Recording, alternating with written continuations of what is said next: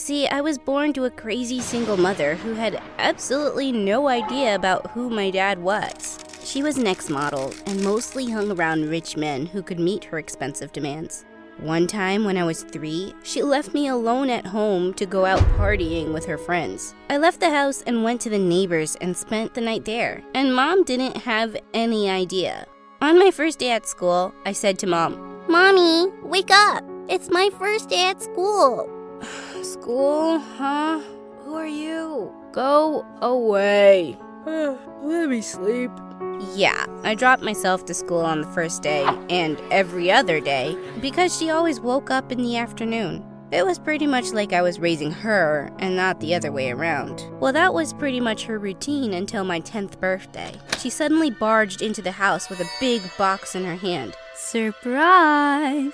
OMG, she remembered my birthday. I ran to hug her when suddenly she stopped me and said, What are you doing? Trying to ruin my dress? Stay away and listen.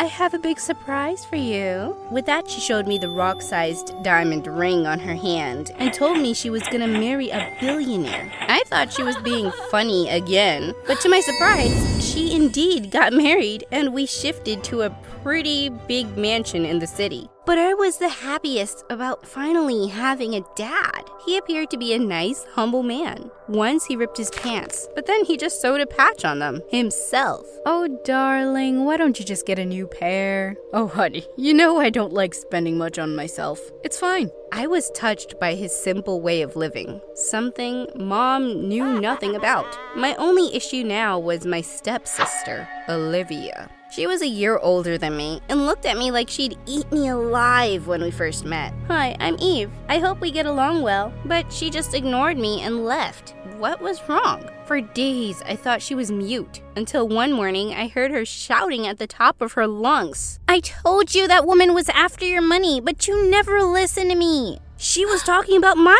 mom. I rushed downstairs to see what was happening. She took all the money and jewelry and everything else she could get her hands on. What? Mom had run away, leaving me behind? I was devastated and burst into tears, but then my stepdad hugged me. "Oh, sweetie, don't cry. You're gonna stay here with us." "Oh my God, you're so sweet." "You're gonna stay here until I get back every single penny of all the $20,037,576.03 that your freaking mother stole." What? He was keeping me as a mortgage for his money? What a psycho! I tried to talk my way out of the situation, but he was such a cheap creep. You know my mom would never come back for me. She doesn't care for anyone but herself. "Then I'll make you work instead. I will make sure I have my money's worth back from you." Gosh, what I thought was his simple way of living turned out to be his cheap way of living. He literally licked the food off his plates and drank the last drop from the milk carton to ensure nothing was wasted. Ew, that expired last month. So what? I paid for it. He was a total psycho. No wonder his daughter was so annoyed all the time. I really wanted to get along with her, but for some reason she always avoided me. "Hi, Olivia. Do you want to have breakfast with me?" "No." "Olivia, do you want to go shopping?" "No." "Olivia." "No!" But I didn't even say anything.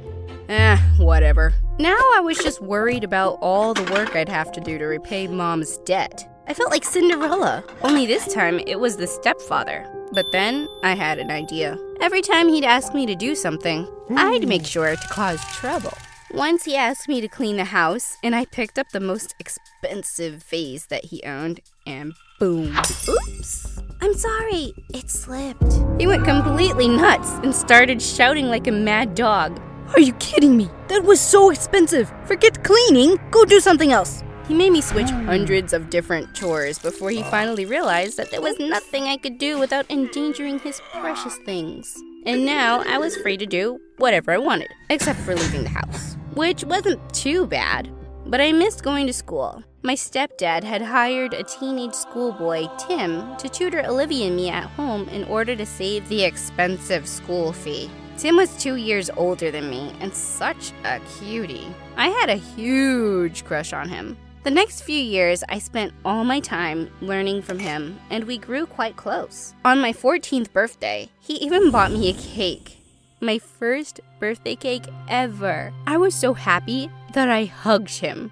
Eve, I have a surprise for you. Let's go out and celebrate. Go out? You know I can't. Stepdad'll kill me if he finds out I'm missing. No one will know, I promise. I'll get you back before he returns. Trust me. I could have jumped from Mount Everest if he asked me to with that look on his eyes. So that evening, we sneaked out of the house and he took me to a special place to surprise me. Open your eyes, Eve. The zoo? He brought me to a zoo on my birthday to surprise me. What was he thinking?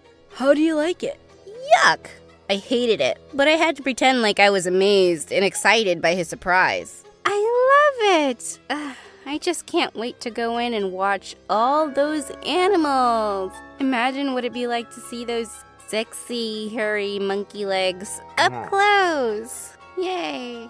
Huh, I knew you'd love it, 'cause you can actually relate to them so much, right? What? Relate to them? Did he think of me like some animal stuck in a zoo? All that time, he just kept yapping on endless information about all these animals that I couldn't care less about. By the time we reached home, I was so done with all the animals on this planet. And Tim. Hey, Eve, I just want to say, it was an amazing day.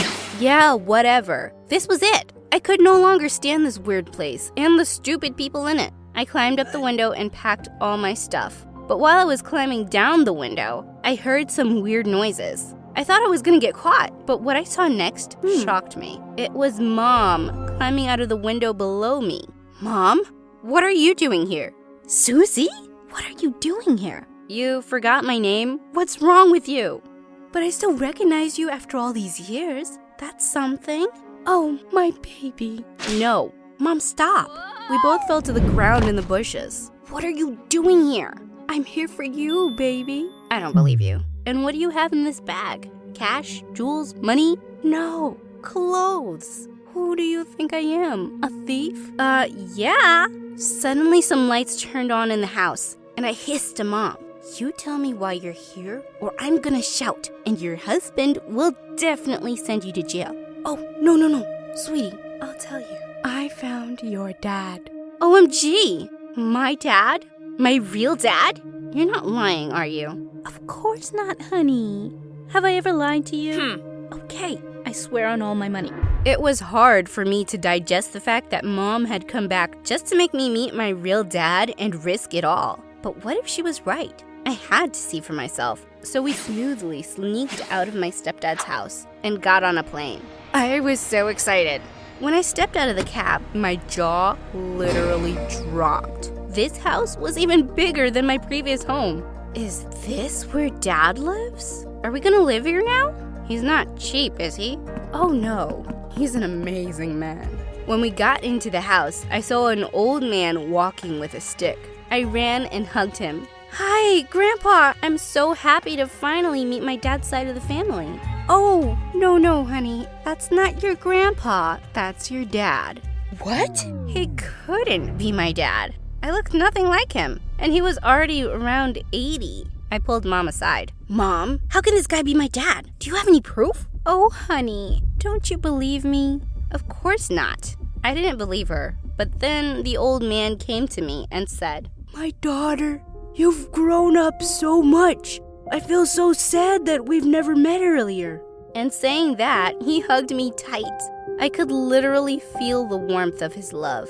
He was such a nice person. Well, even if I wasn't his daughter, I felt like I could just keep him company. The next few weeks were the best. We played, talked, and laughed together, and I literally felt like the happiest person on earth. Then one day, he told me that he was gonna put all his money and fortune under my name. No, you cannot do that. Why not? Because I'm not your daughter. I was afraid this might give him a heart attack, but what he said next almost gave me one. I know that. What? You know? Yes, of course. That woman, your mother, I've never seen her in my life. She thinks she's fooling me, but the fact is, I don't mind it. Then why are you doing this? Oh, Eve, I've never had any kids or family. I was always so busy with work that I never married. Now I have all this money and these riches, but no one to share them with. But why me? Because you're a nice person. You've been through so much, and yet You had the courage to speak the truth and refuse all this money. I admire you for that, and I'm even more convinced now that you deserve all this. Oh, Dad! I hugged him tight. Finally, I had a person who understood me and loved me. I had someone I could call family. It's okay. You can call me Grandpa if you like. Of course, I continued to call him Dad, and he was the best dad ever. And Mom, she didn't get a penny. Dad passed away by the time I graduated school. With his inheritance, I opened several old age homes all across the country and donated the rest of the money to charity. I sold Dad's mansion and bought a cute little house, which is always full of good friends, laughter, and warmth. Things that money just can't buy. Hi, I'm Sakura from Japan. I never met my dad, and I've always just lived with my billionaire mom and my twin sister Yumi. And for as long as I can remember, Yumi has been a crazy, jealous pain in my butt. Once when I was 5, Mom was so impressed with a painting I'd made, she had it framed. Later that night, I woke up to a sound and I screamed. My favorite doll was covered with paint, and it was hanging by its neck from the ceiling. OMG, Yumi was insane, and she just got worse. Anytime I was doing better than her at anything, she'd act out viciously, and Mom was totally blind to it. But in the 9th grade, Yumi really crossed a line. Mom was hosting a grand party on her new yacht. When I woke up that morning, I shrieked at my reflection. I had a terrible haircut and a mustache drawn on my face. The marker wouldn't even wash off. When I went screaming to Mom, she started laughing and said it was just a silly joke. But sweetie, you can't come looking like this to the party. That would be embarrassing for me. I was furious. When they'd left, I snuck into Yumi's room, opened her Facebook, and posted a status. I'm pregnant, everyone. Can't wait to get all round and fat. When Yumi found out later that night, she attacked me in my sleep. Mom came running at the noise and was so mad when she found out what I'd done. My reputation is ruined. I can't live here anymore. Do something, Mom! Next thing I knew, our bags were packed and we were moving to freaking New York. My new school seemed bigger than the White House. And unlike my strict school in Japan, it seemed like everyone could wear or do whatever they wanted here. As we were walking down the corridor, everyone was looking at us and whispering. Suddenly, I heard someone screaming behind me. Hey, wait! Are you the real-life Akko from Luna Academy? OMG, somebody pinch me! Oh yeah, you guys look exactly like anime characters. You're hot. What were they talking about? Whatever was going on, it seemed like we'd just become the princesses of the school in minutes. Yeah, even me. I was reading in the library one day when a cute senior, Dylan, came and sat next to me. And he just asked me out. That was weird, but I'd heard Yumi say that she had a crush on him. So I said yes. And suddenly, we were the hottest new couple in school. I was already imagining us as prom king and queen, and I could see Yumi burning up. A month later, Dylan came to my place one day and immediately pulled me in for a kiss. Happy Valentine's Day, babe. I got a present for you. Oh no, I'd completely forgotten about it. He told me to close my eyes and hold out my hand. A rock? Yeah, 'cause you rock my world, babe. What'd you get for me? I ran to my drawer and took out a tacky heart necklace I'd had since I was a kid. 'Cause you stole my heart, babe. And he looked pretty happy. Wow, boys were dumb. A couple of weeks later, it was Dylan's birthday party, and I went over to his place all dressed up. When I finally found him in the crowd, I was shocked to see him kissing a girl. Oh my God, the girl was freaking Yumi. I pulled him from the back of his shirt. Hey, why are you kissing her? We're sisters, but we look nothing alike, you jerk.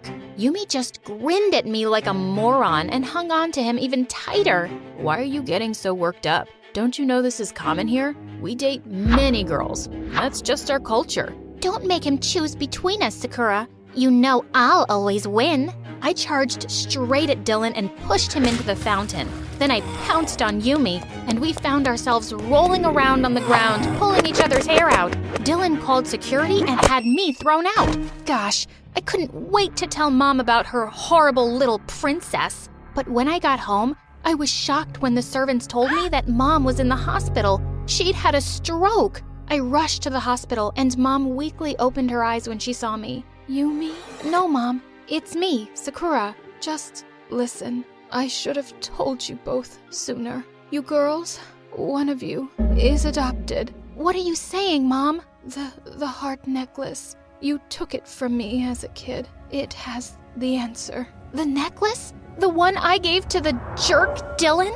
Just as her eyes started to close, the doctor pushed me outside. And a few moments later, they told me she was in a coma. My whole world had suddenly turned upside down. My mom was in a coma? One of us was freaking adopted. Of course, Yumi was devastated by Mom's news, but I didn't tell her what Mom had said. I had to find out the truth myself first. The next day in school, I found Dylan in the boys' locker room and I told him I wanted my necklace back. Sure, I'll think about it, but only if you give me my kisses back.